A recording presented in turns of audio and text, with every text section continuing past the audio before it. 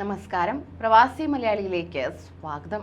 ദുബായിൽ കർശന പരിശോധനയാണ് നടന്നു വരുന്നത്. പ്രത്യേകിച്ച് തൊഴിൽ നേടി ദുബായിൽ എത്തുന്നവരുടെ ശ്രദ്ധയ്ക്ക് കഴിഞ്ഞ 20 മാസത്തിനുള്ളിൽ തന്നെ യാത്രക്കാരിൽ നിന്ന് 1610 വ്യാജ യാത്രാരേഖകൾ പിടിച്ചെടുത്തെന്ന് Dubai general directorate of residency and foreigners affairs മേധാവി lieutenant general Mohammed Ahmed Almarri വെളിപ്പെടുത്തി.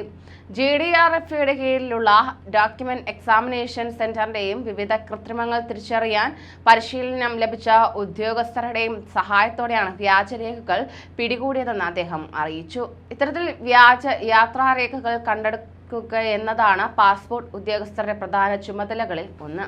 പോയ വർഷം 761 ഈ വർഷം ഓഗസ്റ്റ് വരെ 849 വ്യാജ യാത്രാരേഖകളുമാണ് പിടികൂടിയതെന്ന് ലഫ്റ്റനന്റ് ജനറൽ വിശദീകരിച്ചു. ദുബായിലേക്ക് എത്തുന്നവരെ മികച്ച രീതിയിൽ രാജ്യത്തേക്ക് സ്വാഗതം ചെയ്യുവാനും വ്യാജന്മാരെ അതിർത്തികളിൽ തന്നെ തടയുന്നതിനു വേണ്ടി 1357 മുൻനിര ഉദ്യോഗസ്ഥരാണ് ദുബായ് വിമാനത്താവളങ്ങളിൽ സേവനം ചെയ്യുന്നത്.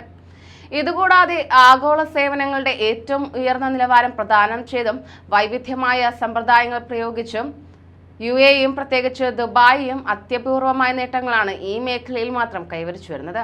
ലോകമെമ്പാടുമുള്ള വ്യക്തികൾക്ക് ഏറ്റവും ആകർഷകമായ ലക്ഷ്യസ്ഥാനമെന്ന നിലയിൽ ലോകത്ത് UAEക്ക് മാന്യമായ ഒരു പ്രതിച്ഛായയുമുണ്ടെന്ന് ഓർക്കണം. അതിനാൽ തന്നെ പാസ്പോർട്ട് ഓഫീസർമാരെ ഏൽപ്പിച്ച ചുമതലകൾ പൂർണ്ണമായി നിർവഹിച്ചുകൊണ്ട് അത് സംരക്ഷിക്കാനും ഉൾക്കൊള്ളാനും അവരുടെ ദേശീയ ഡ്യൂട്ടി ആവശ്യപ്പെടുകയാണ്.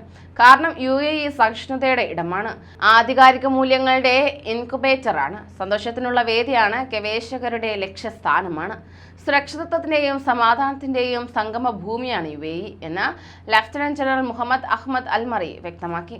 പാസ്പോർട്ട് ഓഫീസർമാരിൽ ദയയും മൃദുത്വവും തിളക്കവുമുള്ള പുഞ്ചിരിയും ആവശ്യമാണെന്ന് അദ്ദേഹം ചൂണ്ടിക്കാട്ടി.